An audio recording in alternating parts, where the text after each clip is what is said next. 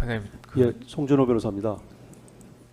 혹시 증인 그 상태를 고려하셔서 네. 휴식을 중간에 좀 적절히 분리해 주시고 휴식을 그럴까요? 10분 정도 쉬었다 갈까요? 아니면은 질문 두 가지만 하고. 예, 증인 괜찮으시겠어요? 네, 두 가지만. 그리고 재판장님, 예. 지금 피고인 측에서는 뭐 정말 반복된 질문이 계속 나오고 있습니다. 이게 증인의 상태나 이런 것을 보셔서 좀 그런 부분들에 대해서 좀 증언이 질문이 자꾸 반복되거나 이런 일은 없도록 그렇게 소송 지휘가 되었으면 예. 하는 바람입니다. 그렇게 네. 하겠습니다. 그 변호인들께서도 그런 점을 조금 염두에 두시고 예, 중복되지 않는 선에서 물어봐 주십시오. 예. 재판장님 지금 중복된 일단 계속할까요? 예. 아니 지금 중복된 질문이 아니고 상식에 부합해서 맞지 않는 부분에 대해서 좀 맞춰가는 조각을 맞춰가는 부분입니다. 이 부분에 대해서는 오히려 이 주신문 상황에서 반복된 것들이 많았지 변호인들 측에서는 지금 많은 부분을 생략하면서 핵심에 맞지 않는 부분, 상식에 부합하지 않는 부분들에 대해서 증인에게 좀 더 확인을 하고 있는 과정입니다. 예, 그래서 변호사님들 지금 하시지 말라고 한 적 없습니다. 지금 그런 점을 조금 염두에 두시고 하시라고. 예, 계속해서 할까요? 예. 특검측의 얘기에 대해서 저희도 의견을 말씀. 예, 예, 알겠습니다. 예, 송 변호사님 아까 하신다고 그러시지 않았나요? 예, 두 가지만 질문하겠습니다. 예, 그 증인이 기억하는 당시 대통령의 워딩은 월담을 하는 의원들을 체포해라. 이거 기억난다는 거죠? 정확하게 제가 지금 기억나는 거는 체포해라, 예. 불법이다. 두 가지 정도는 확실하게 기억합니다. 네, 월담이 앞에 전제가 되어 있는 건가요? 그거는 저도 확실히 없어서 예. 예. 네, 알겠습니다. 그러면은 조조 김몽식 사건 증거순번 689번 조조 피고인 제3회 신문조서 24면 제시하고 진행 하겠습니다. 여기 보면 23시 37분에 국회를 전면 통제했을 때 수사기관이 대통령이 이와 같은 지시가 있었기 때문에 국회 출입을 전면 통제한 것인가요? 이렇게 또 물어봅니다. 근데 밑에 답변을 증인께서 어떻게 하셨냐면은 만약에 대통령이 그런 지시를 했다면 국회를 출입을 통제하고 국회의원들 체포하라는 지시를 나도 내렸을 겁니다. 이렇게 얘기를 하시면서 대통령으로부터는 전면 통제 23시 37분경에 통제를 하실 때는 그런 지시를 받지 않은 취지로 이렇게 수사기관에서 답변을 하셨거든요. 예. 그렇다면 대통령의 월담을 하는 의원들을 뭐 예를 들어서 뭐 불법이다 이런 취지의 말들이 전면 통제 이전에 자유롭게 출입을 할 때 하셨던 말씀이라는 겁니까? 그러니까 그게 시간적으로 언제 통화해서 말씀을 하셨는지는 제가 정확하게 모릅니다. 예. 지난주에 말씀드렸던 바와 같고요.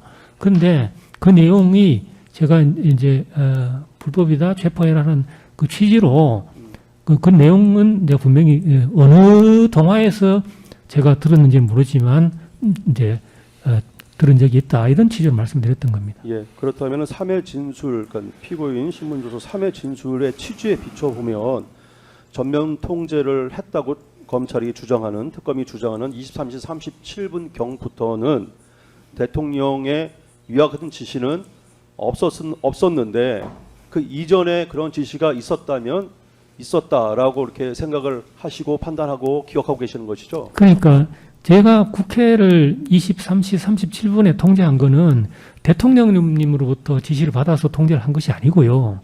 이제 박안수 사령관으로부터 전화를 받고 제가 포고령을 보고 제가 판단해서 했던 겁니다. 예. 여기 그 답변이 그런 내용이 있어서 국회의원을 체포하라고 지시를 내가 만약에 했을 것이다 라는 말씀을 하셨을 것이다 라는 그 답변이 있었기 때문에 제가 질문을 드리는 겁니다. 예, 알겠습니다. 계속 진행할까요? 예. 예, 혹시 중간에 또 힘드시면 언제든 말씀하십시오. 예. 예. 예, 31-2항 여쭤보겠습니다. 증인은 23시 15분경은 국회의원의 국회 출입이 허용되고 있던 때라는 것을 알고 있죠. 예. 지금도 알고 있고 수사 당시에도 고지를 받아서 알고 있었죠. 예. 지난 기일에 특검은 증인의 사건에서 정성재 국회 경비대 당직 제대장이 증언했다는 내용을 언급했는데 증인은 비상계엄 당시 23시 14분경에는 국회의원을 출입시키고 23시 24분경에는 출입증 소지자를 출입시켰다라는 내용의 보고를 받은 사실이 없죠. 없습니다.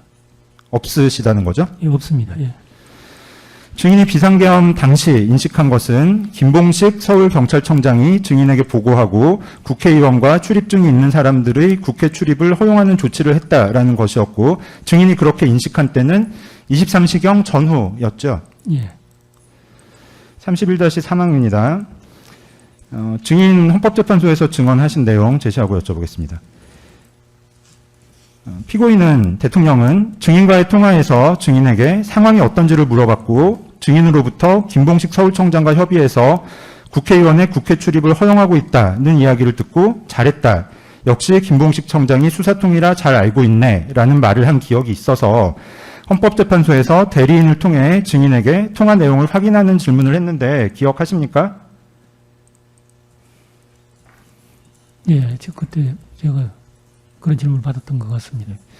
피고인의 기억으로는 당시 통화에서 증인이 약간 불만 섞인 목소리로 군이 해야 할 일인데 군은 아직 오지 않고 사람들이 국회 내로 들어가려고 하고 있어 질서 유지 차원으로 일단 국회 게이트를 닫았다가 서울경찰청에서 검토를 해보니 국회의원과 국회 관계자는 들여보내는 게 법적으로 맞다고 해서 신분을 확인하고 들여보내고 있답니다. 라고 이야기를 해서 피고인은 당연히 그렇게 해야지. 잘했다. 역시 김봉식 청장이 수사통이라 잘 알고 있네. 라고 이야기한 것으로 기억하는데, 이 사건 공소장에 의하더라도 증인과 김봉식이 22시 59분경 국회의원의 국회 출입 허용 여부에 대해 논의하고 23시 07분경부터 국회의원 등의 출입을 허용하는 지시를 하달했다는 것이므로 23시 15분경 첫 통화에서는 대통령과 이러한 내용으로 통화를 했을 것으로 보는 것이 상식에 부합하는 것으로 보이는데 어떻습니까? 그래서 제 기억이 없어서 뭐라고 말씀드리기 어렵습니다. 헌법재판소 증인신문 당시에는 정확한 통화 시각을 확인할 수 있는 정부 비화폰 통화 내역이 없었는데 증인도 알고 있죠. 예. 그럼에도 불구하고 대통령은 통화 시점에 부합하는 통화 내용을 기억하고 있었던 것인데 어떻습니까? 글쎄요, 그건 잘 모르겠습니다. 31-4항입니다. 증인은 그 18시경 이후로는 일반인의 국회 출입은 원래 통제되고 의원회관과 가까운 경정문을 통해 국회의원과 상시 근무자가 출입한다는 사실을 알고 있습니까? 그 자세한 내용은 잘 모릅니다. 피고인은 증인으로부터 신분을 확인해서 국회 관계자들을 출입시키고 있다고 들은 것을 근거로 이진우 수방사령관에게 국회 정문에서 의원회관 쪽으로 가다 보면 문이 있는데 그쪽에서 경찰에게 이야기하면 들여보내 줄 것이다는 취지의 이야기를 한 것으로 기억하고, 이진우 수방사령관도 이 법정에서 피고인과의 통화 이후 김봉식 서울경찰청장에게 전화를 한 내역이 있는 것을 보면 피고인의 기억이 맞을 가능성이 있다라는 취지로 증언했는데, 혹시 뭐 이러한 증언 내용 알고 계십니까? 잘 모릅니다. 참고자료 13 정부 비화폰 통화 내역 제시하고 여쭤보겠습니다.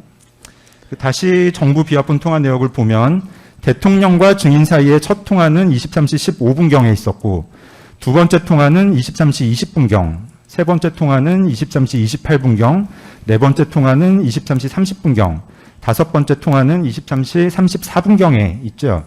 예. 비슷한 무렵인 23시 33분경 대통령과 처음으로 통화한 이진우 수방사령관은 수사기관과 이 법정에서 피고인과의 첫 통화, 즉 23시 33분경 통화에서 피고인이 상황을 물어보았다고 진술했고, 그 후로도 피고인이 국회의원을 끌어내라는 등의 지시는 하지 않았다고 증언했는데 알고 계십니까? 잘 모릅니다. 마찬가지로 비슷한 무렵인 23시 36분경 대통령과 처음으로 통화한 곽종근 특전사령관도 수사기관에서든 이 법정에서든 피고인과의 첫 통화, 즉 23시 36분경 통화에서 피고인이 국회의원을 체포하라는 등의 지시를 했다는 진술은 하지 않았고, 단지 대통령이 특전사의 출동 상황을 물어보았다는 취지로 진술했는데 알고 있습니까? 잘 모릅니다. 하나 추가해서 여쭤보겠습니다. 증인과 비슷한 시기에 대통령과 통화한 사령관들은 공통적으로 국회의원을 막거나 잡으라는 얘기는 없었다고 증언했는데 증인만 그러한 취지로 지시를 받았다는 것입니까? 근데 그게 1번부터 5번까지 통화해서 말씀을 하신 건지 6번에서 말씀하시니 건지 그 제가 기억이 분명하지 않다는 말씀을 드렸던 겁니다. 예. 1번부터 5번까지인지는 확실하지 않고 6번 통화였을 가능성, 그러니까 00시 48분경 통화였을 가능성이 있다라는 취지로 지금 증언을 하신 거죠. 그러니까 어느 건지는 분명하지 않지만 분명히 들은 건 분명하다. 그런 취지로 말씀드린 겁니다. 그러면 증인은 뭐 경찰에서는 6번의 통화 모두에서 비슷한 취지로 대통령이 계속 지시를 했다라고 진술을 하셨다가 지금은 그 중에 한 통화 정도에서 대통령이 그렇게 지시를 했다라고 증언을 하시는 겁니까? 그러니까 그게 진술을 바꾼 게 아니라 아까 제가 설명을 드렸지 않습니까? 예, 계속 여쭤보겠습니다. 대통령과 곽종근의 두 번째 통화는 00시 31분경이었는데 증인은 이상현 1 공수여단장이 00시 24분경 국회의원을 끌어내라는 곽종근의 독자적 지시를 받고 00시 30분경부터 이미 예하 지휘관에게 곽종근의 명령을 하달했다는 사실을 알고 있습니까? 모릅니다. 증인 사경 2회 피신조서 1040면 제시하고 여쭤보겠습니다. 증인은 2024년 12월 11일 경찰 제2회 조사에서 처음으로 피고인이 국회의원을 체포하라고 했다고 진술하면서 최근 언론 보도를 보면 특전 사령관에게도 비화폰으로 전화를 걸어 의원들을 체포하라는 취지의 지시를 했다는 언론 보도 등을 보면 증인의 말이 거짓이 아니라고 생각한다라는 취지로 진술했지요. 네. 곽종근은 2024년 12월 10일 국회 국방위에서 대외적으로는 처음으로 대통령이 국회의원을 끌어내라고 했다는 허위 주장을 했는데 증인은 언제 어떠한 경로로 곽종근의 주장을 접하게 됐나요? 그거는 잘 모르겠습니다. 하여튼 언론 보도를 보고 그렇게 저한테 말씀하셨던 그 맥락이 저기도 있구나 이런 정도로 이해했던 겁니다. 증인에 대한 사경 1회 피신 그리고 검찰 1회 피신 일단 사경 1회 피신 그 수사과정 확인서 부분 제시하고 여쭤보겠습니다. 증인에 대한 경찰 제1회 조사는 2024년 12월 10일에 시작했지만 날짜를 넘겨 2024년 12월 11일 00시 15분경 조서 열람을 종료했고 증인은 당일 새벽 01시 07분경 긴급 체포가 됐죠. 예. 그 증인 사경 2회 피신조서 수사과정 확인서 부분 제시하겠습니다. 그리고 증인은 긴급 체포 당일인 2024년 12월 11일 13시 20분경부터 경찰 제2회 조사를 받았죠. 예. 언론 보도를 볼 만한 시간이 도저히 없었을 것 같은데 검사로부터든 다른 경로를 통해 곽종근의 진술을 들은 것 아닙니까? 저 때는 검사님이 조사를 할 때는 아니고요.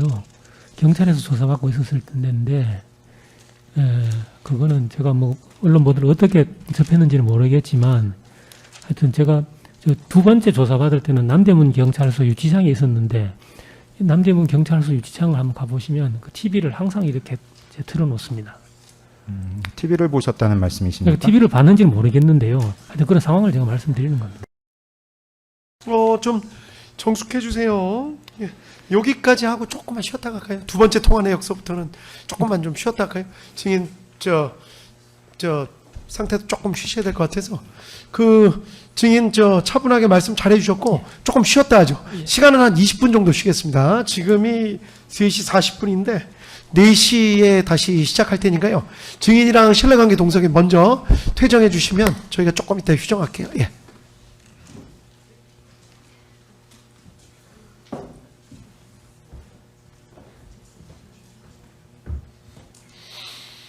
예, 4시에 다시 시작하도록 하겠습니다.